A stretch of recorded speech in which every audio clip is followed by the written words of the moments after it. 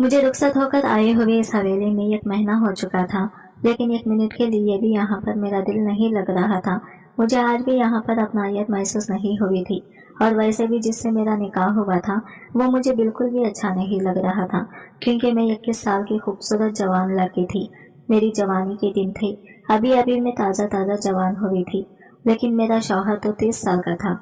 देखने में तो 30 साल का लगता था, लेकिन वो ज़हनी तौर पर एक छोटा सा बच्चा था। इसी वजह से मेरा दिल इस हवेली में नहीं लग रहा था। शादी के हवाले से हर लड़की की बहुत सारे ख्वाब होते हैं। मेरी भी बहुत से ख्वाहिशात थे। शादी के हवाले से मैंने भी एक शहजादे जैसा हमसफर का ख्वाब देखा था, जो मुझे जिंदगी भर के लिए खुश रखता। लेकिन मेरी किस्मत फूटी थी। जो मेरी किस्मत में ये कैसा मर्द लिखा गया था, जो कि जिस्मानी तौर पर तो जवान था, लेकिन जहनी तौर पर तो वो ये कैसा बच्चा था जो छोटी छोटी बातों पर खुश हो जाता था, और वो बच्चों की तरह ही हर वक्त खेल कूद में ही रहता था। खेल कूद के अलावा और इसकी जिंदगी में और कुछ नहीं था। मैं ऐसी बदनसीबी को कोसती रहती थी और अल्लाह से गिला करती रहती कि पहले भी जिंदगी में कौन सा सुकून था, जो कि अब अल्लाह ने मेरी किस्मत में ये कैसा मर्द लिख दिया है जिसे मुझे सुख ही ना मिले। मैं अब इस बारे में सोच सोचकर परेशान होती रहती थी, क्योंकि शादी से पहले तो मुझे बिल्कुल भी पता नहीं था, लेकिन जब शादी की रात ही मुझे इस हकीकत का सामना करना पड़ा तो मेरे पैरों तले से जमीन ही निकल गई थी, और मैं जिंदा रहकर भी जिंदा लाश बन चुकी थी, और मैं जबरदस्ती इसी लाश को घसीटकर चल रही थी।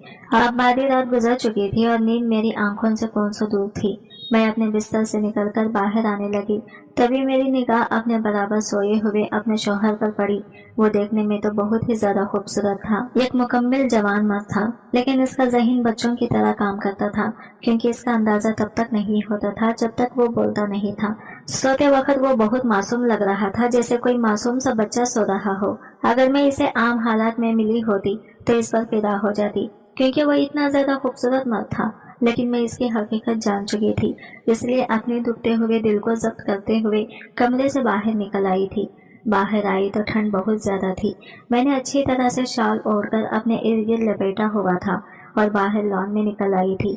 इस वक्त मेरे जिस्म में आग भड़क रही थी कि मुझे लॉन में आकर वॉक करते हुए बहुत सुकून महसूस हो रहा था, और मैं टहलते टहलते अपनी जिंदगी के बारे में सोच रही थी। लेकिन मैं नहीं जानती थी कि बाहर आकर अपने लिए मुसीबत खड़े कर दी है। मैं नहीं जानती थी कि इस वक्त मैं किसी के नजरों के हिसार में हूँ, क्योंकि मैं इसी उलझनों में गिरफ्तार हो चुकी थी और खुद पर ही तरस खाई जा रही थी। मुझे कुछ ही देर गुजरी थी वॉक करते हुए, जब मुझे अचानक किसी को अपने करीब होने का महसूस हुआ। नजर उठाकर देखा तो वो एक मुलाजिम था।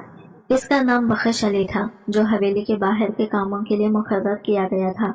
इस वक्त इसे अपने बहुत करीबी पाकर मेरे दिल ने शदीद नागवारी से महसूस की थी और कहा, बख्श अली, तुम यहाँ पर क्या कर रहे हो? बख्श अली भी एक जवान मर्द था। इसकी उम्र तकरीबन 40 साल की होगी। शादी हो चुकी थी और इसकी बीवी बच्चे गांव में रहते थे। इस वक्त मेरे सामने इसे देखकर मुझे शदीद गुस्सा आया था। जब मैंने इसे पूछा तो कहने लगा, बीबी, आपको इस तरह से आधी रात को देखा तो परेशानी से हालत में यहाँ पर चला आया। क्या आपको किसी चीज की जरूरत है? बख्श अली ने यह कहते हुए मेरी तरफ देखा तो मैंने नामे सर हिला दिया और कहा, नहीं, मुझे किसी चीज की कोई जरूरत नहीं है।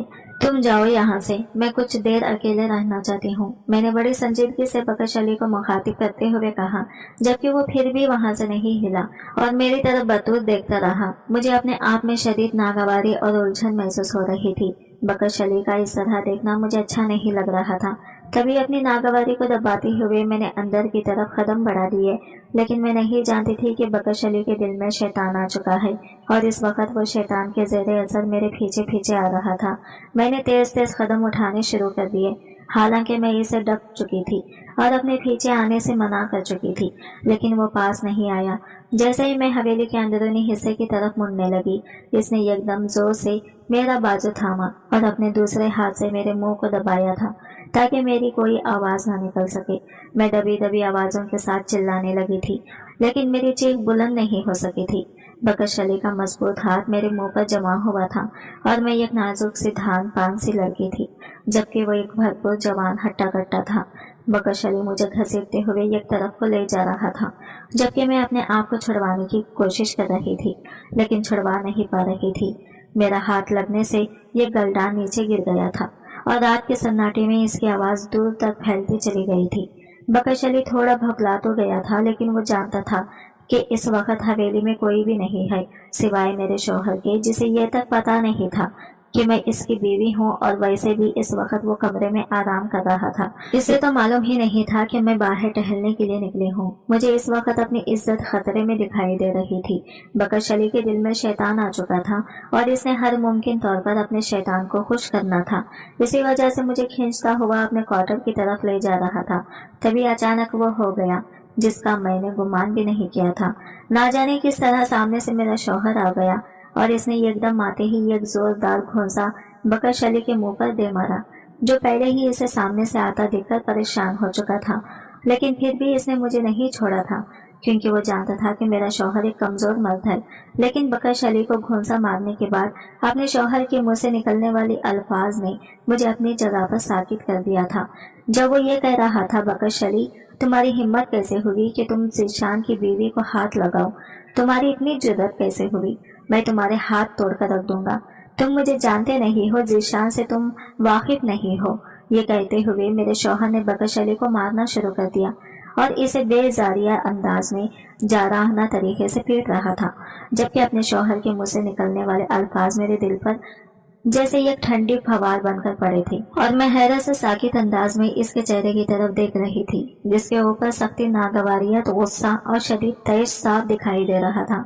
और मैं जान गई थी कि मेरा शौहर इस वक्त एक कमजोर मर्द नहीं बल्कि भरपूर जवान है, जो अपनी औरत की इज्जत की हिफाजत करना जानता है। इस बात ने मेरे दिल के अंदर एक इत्मीनान भर दिया था। मेरा नाम सानिया है और मेरी उम्र इस वक्त 21 बरस है। मैं छोटी उम्र में ही यतीम हो गई थी। जब मैं तकरीबन 5 बरस की थी तो मेरे अम्मा अब्बा हज के दौरान वहाँ भागदौड़ मचने की वजह से कुचले गए थे और वहीं पर इनका इंतकाल हो गया था। वहीं पर इन्हें सपुर्द खाक कर दिया गया था। मैं इतनी छोटी थी कि मुझे इस बात का अंदाजा ही नहीं हो सका कि मेरा कितना बड़ा नुकसान हो गया है। मेरे ताया ताई ने चुनके मुझे अपने पास रखा हुआ था।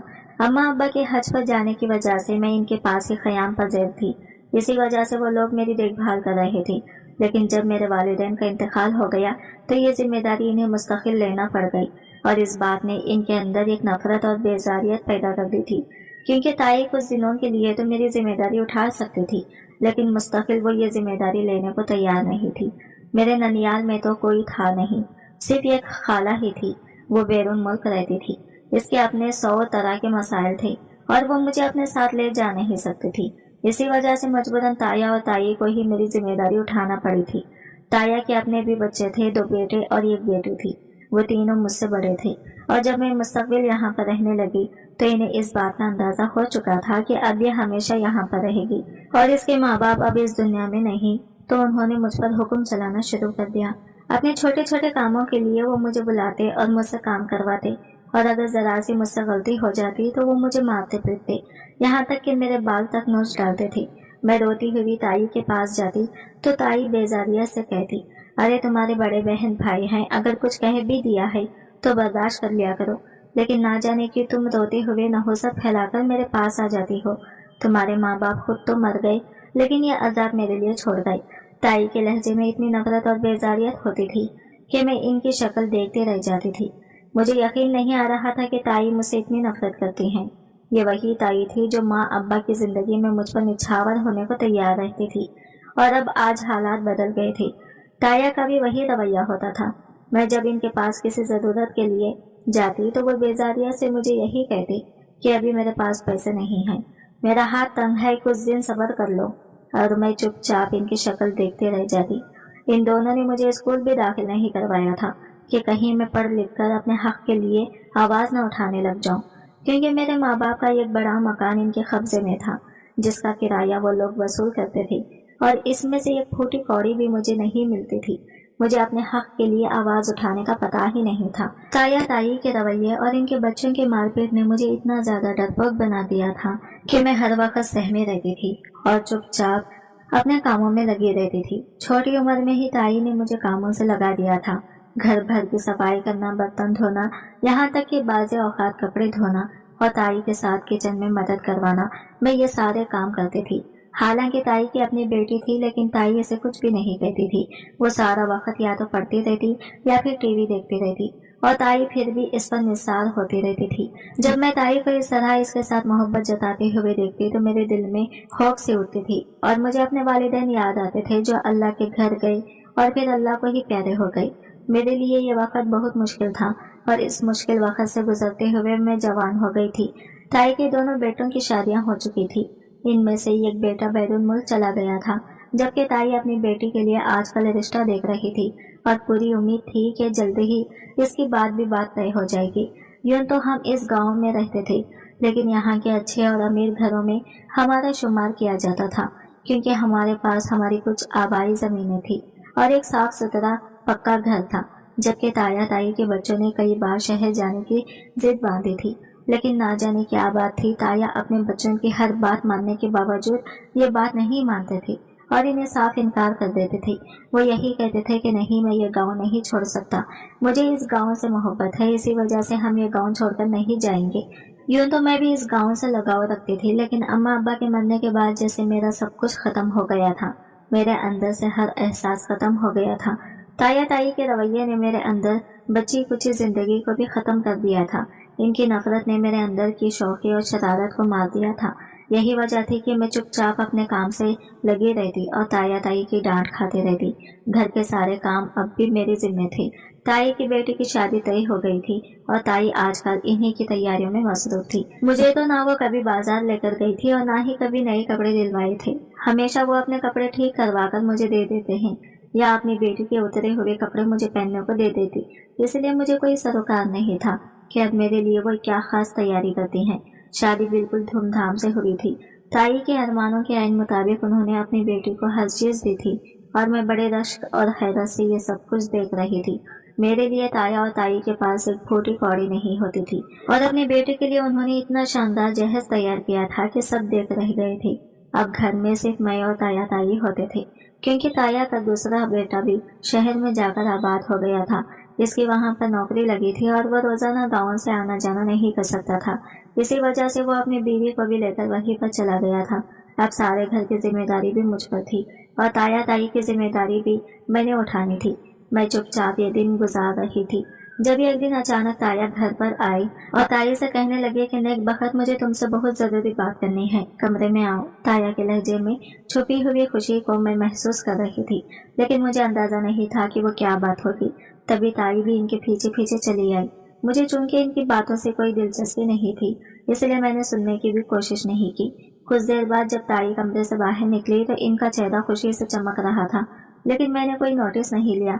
मुझे यही लगा कि हो सकता है ताया को कोई मुनाफा हुआ हो या फिर कोई और खुशी की बात हो, खुद ही पता चल जाएगा। इसलिए मैंने भी ज्यादा कुरेद नहीं की। अभी 2 दिन ही गुजरे थे कि जमींदार घराने से एक बड़ी अम्मा और 2 मुलाजिमें चली आई। इन्हें यूं अचानक घर पर देखकर मैं हैरत का शिकार हो गई थी। ताई ने इनकी खूब अवभगत की और इनके आगे पूछ गई। तभी बाद में पता चला कि वो मेरे लिए अपने बेटे का रिश्ता लेकर आई थी और ताया और ताई ने इस रिश्ते को कबूल कर लिया। मैं बेहद हैरान हुई कि एक जमींदार घराने का रिश्ता मेरे लिए कैसे आ सकता है। मैं तो एक कम हैसियत लड़की हूँ, जिसके पास ना तो माँ बाप की दौलत है और ना ही जहेज देने के लिए कोई सरमाया है। मैं ना तो पढ़ी लिखी हूँ और ना ही इतनी ज्यादा खूबसूरत हूँ कि कोई मेरे लिए इस छोटे से घर में आ सके। लेकिन ताया और ताई इस रिश्ते से बेहद खुश थे और ताया मुझे कहने लगी, बेटा समझो, तेरी तो लैटरी लग गई है। इतने बड़े जमींदार घराने से तेरे लिए रिश्ता आया है। वो लड़का कई मरब्बों का मालिक है। इसके अलावा इसका शहर में अपना कारोबार है। इनकी बहुत जमीनें हैं, बागात हैं। तुझे बहुत खुश रखेगा। तू वहाँ पर हमेशा ऐश करती रहेगी। ताया ने मुझे इस रिश्ते की खूबियां बताई तो मैं चुपचाप सुनती रही। कौन सा मेरे इनकार से ये रिश्ता खत्म हो जाना था, और वैसे भी मैं इनकार करती भी तो किस बात पर करती। मेरी मर्जी एक दफा भी नहीं पूछी थी, बल्कि उन्होंने तो अपना फैसला मुझ पर थोप दिया था और मेरे लिए कौन सा रिश्तों की लाइन लगी हुई थी। इसी वजह से मैंने चुपचाप सर झुका दिया। रिश्ता तय होने के 1 हफ्ते के बाद ही हमारा सादगी के साथ निकाह कर दिया गया था, क्योंकि वलीमा बहुत धूमधाम से होना था। तभी निकाह के बाद मेरी सास ने एक फाइल मेरे ताया की तरफ बढ़ाई और कहने लगी, भाई साहब, ये जमीन के कागजात हैं जो निकाह के बदले मैं आपको देने का वादा किया था। ये एक बात देख लें। ये बात सुनकर मैंने एकदम झटके से अपना सर उठाया और ताया की तरफ बेयकीनी भरी निगाहों से देखने लगी, जबकि ताया और ताई के चेहरे इस वक्त खुशी से दमक रहे थे, जैसे इनके हाथ कोई खारों का खजाना लग गया हो और मुझे इस बात का यकीन नहीं आ रहा था कि ताया ने मेरा सौदा किया है, लेकिन इन्हें मेरा सौदा करने की क्या जरूरत पेश आ गई। तभी मेरी निगाह अपने साथ बैठे हुए दूल्हे पर पड़ी, जो बच्चों की तरह तालियां पीट रहा था। इसके चेहरे पर बच्चों जैसी खुशी का अक्स था और वह इस वक्त अपनी ही शादी में बैठा हुआ ऐसे तालियां पीट रहा होता जैसे किसी और की शादी में आया हो। मेरे दिल को एक धचका सा लगा था। यूं लग रहा था कि जैसे कुछ गलत हो गया है, लेकिन मैं समझ नहीं पा रही थी कि आखिर ऐसा क्या हुआ है। मेरे दुल्हे में आखिर ऐसी कौन सी कमी है जो मेरे ताया को मेरे सौदा करना पड़ा और मेरी सास ने मेरे रिश्ते के बदले इन्हें जमीन दी। ये बात मेरे दिल में खप कर रह गई थी। मैं जो पहले अपनी शादी पर थोड़ी बहुत खुशी अपने अंदर महसूस कर रही थी, अब मेरे अंदर सन्नाटे छाए हुए थे। मुझे यूं लग रहा था कि जैसे ये रिश्ता नहीं हुआ, बल्कि ये एक ऐसा सौदा हुआ है जिसमें सरासर मुझे खुसारा हुआ है। और इस खुसारे के बारे में भी मुझे शादी की रात ही मालूम हो गया था, जब मेरा दुल्हा बच्चों की जैसी खुशी से मेरे पास आया और कहने लगा, तुम तो मेरी दुल्हन होना, तुम मेरी दुल्हन होना। वो खुशी से चहकते हुए लहजे में कह रहा था और बार बार तालियां पीट रहा था और मुझे बच्चों जैसे शौक से देख रहा था। कभी मेरे कपड़ों को देखता, कभी मेरे जेवर को हाथ लगाकर देखता, कभी मेहंदी लगे हाथों को पकड़कर देखता। मैं एक सन्नाटे में आ गई थी। यकीन नहीं आ रहा था कि यह बच्चों जैसा आदमी, जवान मर्द मेरा दुल्हा है। मुझे ताया ताई पर बहुत अफसोस हुआ था। मेरा दिल इस वक्त गहरे दुख में मुब्तला हो गया था और आंखें आंसुओं से भर गई थी। उन्होंने एक बार भी यतीम भतीजी का नहीं सोचा और एक ऐसे शख्स से मुझे ब्याह दिया जो ज़हनी तौर पर एक बच्चा था और जिसके अंदर सोचने समझने की सलाहियत ही नहीं थी। मैं आंखों में आंसू लिए चुपचाप इसे देख रही थी, जिसे जरा भी इस बात का अंदाजा नहीं था कि हमारी शादी हो चुकी है और हम अब मियाँ बीवी हैं और हमारा ताल्लुक क्या है और इस रिश्ते का क्या तकाजे हैं। शादी की रात से लेकर आज के दिन तक मैं इसी तरह ही एक एक पल मर रही थी और हर पल जब मुझे ये ख्याल आता कि ताया ने ये रिश्ता सिर्फ एक ज़मीन के लालच में तय किया था, अपनी अच्छी भली ज़हनी सेहतमंद भतीजी को उन्होंने एक ऐसे शख्स के पल्ले बांध दिया जिसका ज़हन कई बरस पीछे था। उन्होंने सिर्फ ज़मीन की खातिर अपनी भतीजी का सौदा कर दिया और इसके बारे में फिर सोचा ही नहीं। उन्होंने पलटकर मेरी खबर ही नहीं ली थी और खुद में भी दोबारा कभी वहां पर नहीं गई थी। इस हवेली में मुझे भी आकर आए हुए 1 महीना हो चुका था और आजकल मेरी सास शहर में किसी काम की वजह से गई हुई थी। इन्हें वहां पर कुछ दिन लग जाने थे, जबकि मेरे शौहर के दोनों भाई भी इनके साथ ही थे। मैंने ज्यादा कुरेद नहीं की क्योंकि मैं इनसे कभी ज्यादा बातचीत करती ही नहीं थी। मेरे अपने दुख अपने गम मुझे कुछ कहने का मौका ही नहीं देते थे। आजकल चूंकि हवेली में कोई भी नहीं था, बस मेरे और मेरे शौहर के अलावा चंद मुलाजिम ही थे जो हवेली की देखभाल पर मामूर थे। इसी वजह से हवेली में सन्नाटे गूंज रहे थे और मैं आजकल काफी सुकून महसूस कर रही थी।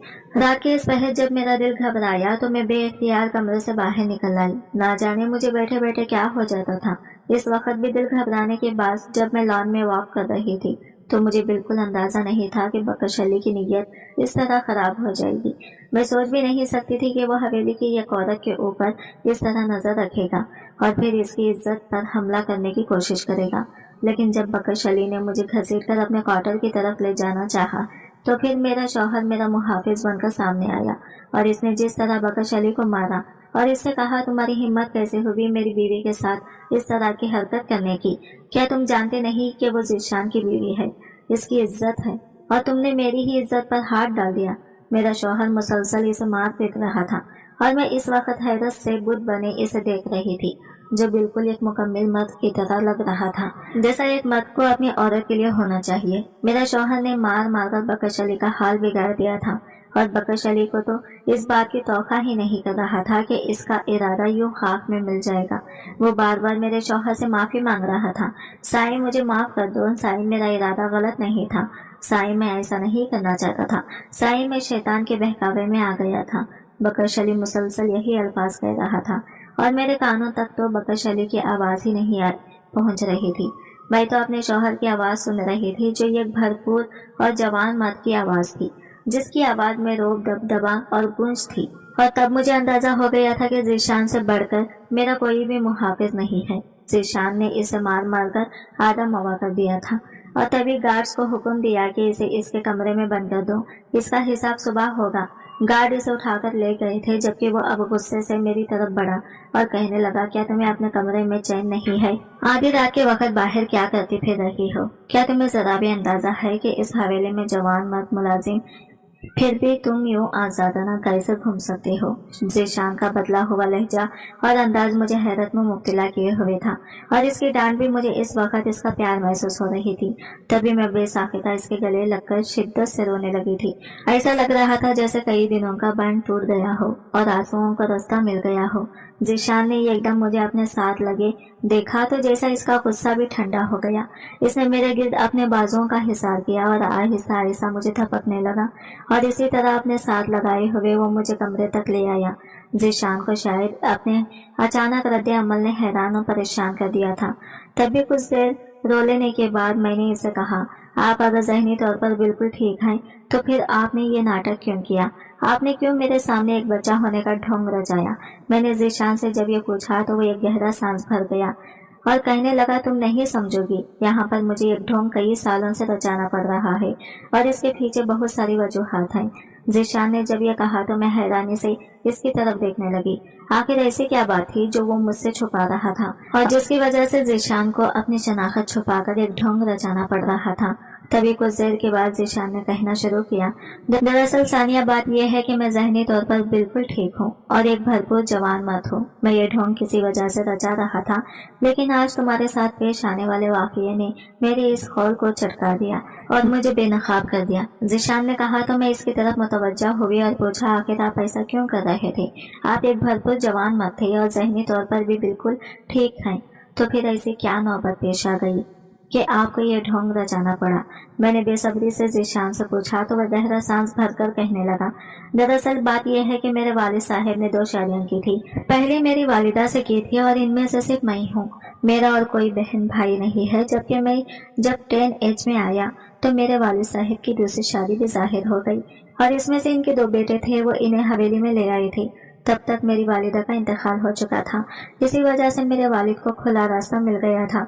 हवेली में आने के बाद मैं यूं तो इनसे नाखुश था, लेकिन मैं कुछ कह नहीं सकता था और ना ही कोई एहतजाज कर सकता था।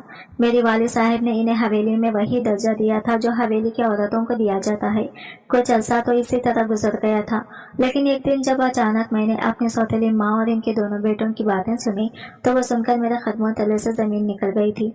वो मेरे कत्ल का मंसूबा बना रहे थे और इसे एक एक्सीडेंट का रंग देकर वो मेरी जान लेना चाहते थे, ताकि हवेली और इसके अलावा सारे कारोबार और जमीनों पर कब्जा किया जा सके। क्योंकि हवेली का असल वारिस तो मैं था, मैंने इत्तेफाकन ये गुफ्तगू सुन ली थी और इस दिन के बाद से मुझे इनसे शदीद खौफ महसूस होने लगा था और मैं इसी सोच और विचार में था कि किसी तरह से इस खतरे को टालूं। तभी अचानक एक दिन शहर से आते हुए मेरी कार को शदीद हादसा पेश आया। मौजूदाना तौर पर मैं इसमें बच गया था। मैं जानता था कि ये किसने करवाया है, लेकिन मेरे पास कोई सबूत नहीं था। मेरे वालिद इसके बाद बहुत परेशान रहने लगे थे, लेकिन इस हादसे का मुझे ये फायदा जरूर हुआ कि मैंने अपनी याददाश्त चले जाने का नाटक किया और इस चीज का नाटक किया कि मेरे दिमाग पर चोट लगी, जिसकी वजह से मेरा जहन कई साल पीछे चला गया है और मैं अब एक बेजरूरत से बच्चे के अलावा और कुछ भी नहीं।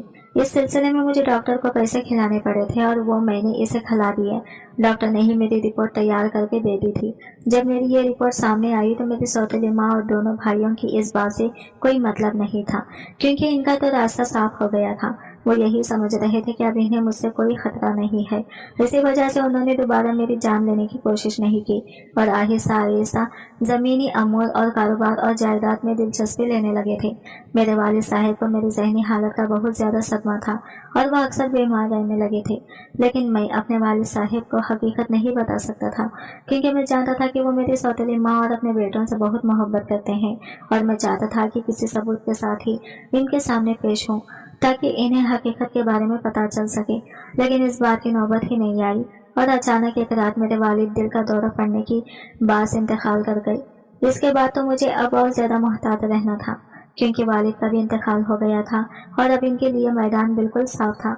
इसलिए मैंने अपनी इसी जहनी हालत को जारी रखा और किसी के सामने इस बात को जाहिर नहीं किया कि मैं बिल्कुल ठीक हूँ, क्योंकि मैं जानता था कि अगर मैंने ये बात जाहिर कर दी तो फिर मेरी सौतेली माँ और मेरे भाई मेरी जान के दर पे हो जाएंगे और मैं जब तक किसी ऐसे नतीजे पर नहीं पहुंच जाता जिसमें ना तो मेरी जान को खतरा हो और ना ही जायदाद में से मेरे हिस्से को, इसी वजह से मैंने अपने ज़हनी हालात को छुपाए रखा। वालिदा ने ना जाने किस तरह मेरी तुमसे शादी कर दी, हालांकि मैं शादी के हक में नहीं था, लेकिन फिर मैंने इसी वजह से इनकार नहीं किया कि कहीं इन्हें मुझ पर शक न हो जाए।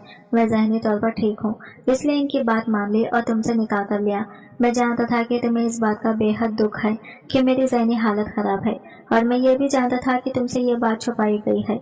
वालिदा ने एक जमीन का टुकड़ा तुम्हारे ताया को देकर मेरी शादी करवाई भी, क्योंकि वो एक तो दुनिया वालों के सामने अजीम बनना चाहती थी, और दूसरी बात यह कि वो इसी चक्कर में मुझे उलझाए रखना चाहती थी कि मैं जायदाद, जमीन और अपने कारोबार के बारे में सोच न सकूं। इसी वजह से वो आजकल काफी मुतमईन है और शहर गई हुई है, क्योंकि मैं जानता हूँ वहाँ जाने का इनका मकसद भी यही है कि वो जायदाद के कागजात तैयार करवाएं और सारी जायदाद अपने बेटों के नाम करवा दें। लेकिन चूंकि वकील मेरे वालिद साहब का है और इसे इन सब मामला का इल्म है, और इसके पास मेरे वालिद साहब की वसीयत भी है, इसके अलावा वह मेरी सच्चाई के बारे में भी जानता है, इसीलिए इसने अभी तक इन्हें टाल मटोल करके रखा हुआ है और मुख्तलिफ तरह के कानूनी नुक्ते इनके सामने बयान कर देता है और इसी में ही इन्हें उलझा देता है। जैसे ही यह मामला हल होता है तो मैं अपनी असलियत आपके सामने जाहिर कर दूंगा। तब तक के लिए तुम्हें मेरा साथ देना होगा और चुप रहना होगा। ज़ीशान ने जब मुझे ये सारी हकीकत बताई तो मैं हैरान रह गई थी। मैं सोच भी नहीं सकती थी कि वो ये ढोंग सिर्फ अपने घर वालों की वजह से रचा कर बैठा है। मुझे तो ये भी नहीं पता था कि इसकी वालिदा सौतेली है। मेरे लिए तो ये सब बातें किसी अंशकाफ से कम नहीं थे। यही वजह थी कि मैं शिद्दत हैरत ज़्यादा थी, लेकिन एक बात की खुशी थी कि मेरा शौहर बिल्कुल ठीक था और अब मुझे इसकी मोहब्बत और साथ हासिल था। इसे बाखूबी अपनी इज्जत का एहसास था। वो रात मेरी जिंदगी की हसीन तरीन रात बन गई थी, क्योंकि ज़ीशान ने अपनी मोहब्बत मुझ पर निछावर कर दी थी और अपनी बेपनाह मोहब्बत का यकीन दिलाते हुए उन्होंने मुझसे वादा किया था कि वो कभी मुझे नहीं छोड़ेंगे, और मेरे लिए ये बात काफ़ी थी। इस रात की सुबह बहुत चमकीली और रोशन थी और मैं बेतहाशा खुश थी। यही वजह थी कि जब ज़ीशान की अम्मा हवेली वापस आई तो उन्होंने मेरे बदले हुए तौर तरीके को बाखूबी महसूस कर लिया था। मेरे चेहरे पर छाया हुआ इत्मीनान और आंखों की खुशी इनकी जहां दीदा नजरों से छुपी नहीं रह सकी थी। तभी वो कहने लगी, अरे बहू, तुम तो बहुत खुश दिखाई दे रही हो। क्या बात है? क्या मेरे पीछे कोई कानून का खजाना हाथ लग गया है? मेरी सास ने जब मुझसे कहा तो मैं एकदम सटपटा सी गई और इन्हें कहा, नहीं अम्मा, दरअसल यूं ही आज नहाकर कपड़े तब्दील किए थे, शायद इसी वजह से आपको फ्रेश लग रही हूँ। मैंने जानबूझकर बात बदली, लेकिन अम्मा की ज़ैरिक निगाहें मेरे पूरे वजूद पर दौड़ रही थी और यूं लग रहा था कि जैसे वो मेरे अंदर तक झांक लेना चाहती हो। मैं इस दिन के बाद से काफ़ी मोहतात हो गई थी। मैं अपने सास को भी मौका नहीं देना चाहती थी, क्योंकि ज़ीशान ने खास तौर पर मुझे यह समझाया था कि किसी भी तरह से इनके सामने ये जाहिर नहीं करना कि मैं बिल्कुल ठीक हूँ। कुछ दिन इसी कश्मकश में गुजर गए थे। ज़ीशान आजकल काफ़ी मसरूफ थे और वो चोरी छुपे वकील से राबिते में थे और जल्द ही इस सिलसिले में हमें खुशखबरी मिलने वाली थी। इसके अलावा ज़ीशान ने मुझे कहा था कि मैंने तुम्हारे लिए ये कॉल सरप्राइज रखा हुआ है और जब तुम्हें इस सरप्राइज का पता चलेगा तो तुम बहुत हैरान होगी, लेकिन हमारी खुशगवार जिंदगी के लिए बहुत ज़रूरी है। और मुझे पूरा यकीन था कि ज़ीशान की मोहब्बत की तरह मेरे लिए वह सरप्राइज भी मेरी ज़िंदगी बदल देगा। यही वजह थी कि कुछ दिनों के बाद वकील के कागजात हवेली पहुंच चुके थे और ज़ीशान के वालिद की वसीयत के मुताबिक जायदाद का आधा हिस्सा ज़ीशान के नाम था और बाकी आधा ज़ीशान के दोनों भाइयों के नाम था। इस बात ने हवेली में यह कहरम मचा दिया था। ज़ीशान की वालिदा किस तौर पर भी ये वसीयत मानने को तैयार नहीं थी, लेकिन वकील की तैयारी भी मुकम्मल थी और इसने मुकम्मल सबूतों के साथ ये वसीयत पेश की थी। इसी वजह से ज़ीशान की वालिदा कुछ कर नहीं पाई। हालांकि उन्होंने वकील को बहुत जलील किया और फिर इसे ये भारी रकम देने का लालच भी दिया, लेकिन वकील नहीं माना और इन्हें यही कहा कि ये वसीयत है और हम इसे किसी भी तौर पर बदल नहीं सकते, ना ही कानूनी तौर पर चेंज हो सकती है। इसी वजह से आपको जो मिल रहा है आप इसी पर इत्तेफाक करें और इस बात पर खुश हों कि उन्होंने आपके बेटों का हिस्सा रखा है। इन्हें बिल्कुल जायदाद से आँख नहीं कर दिया। यहाँ पर आकर ज़ीशान की वालिदा भी चुप कर गई और जितना मिला इसके ऊपर सब्र कर लिया, जबकि अब ज़ीशान बेतहाशा खुश था, क्योंकि इसे अपनी जान का कोई खतरा नहीं था। कानूनी तौर पर जायदाद इसके नाम मुंतकिल हो चुकी थी और घर में जब ये पता चला कि ज़ीशान बिल्कुल ठीक है, इसने ये ढोंग सिर्फ अपने हिस्से के लिए रचाया था, तो हर कोई हैरान और परेशान था। किसी को भी इस बात का यकीन नहीं आ रहा था कि ज़ीशान ज़हनी तौर पर बिल्कुल ठीक है। तभी मेरी सांस भी सटपटा सी गई थी, क्योंकि ज़ीशान ने इनके सामने इनकी पोल खोल दी थी और कहा था कि सिर्फ और सिर्फ आपके प्लान की वजह से मैंने ये इरादा किया था। अगर आप मुझे जान से मारने का मंसूबा ना बनाती तो शायद मैं कभी ऐसा ना करता, लेकिन आप चुनके जायदाद की कानूनी तौर पर तकसीम हो चुकी है, तो मैं यहाँ से जा रहा हूँ।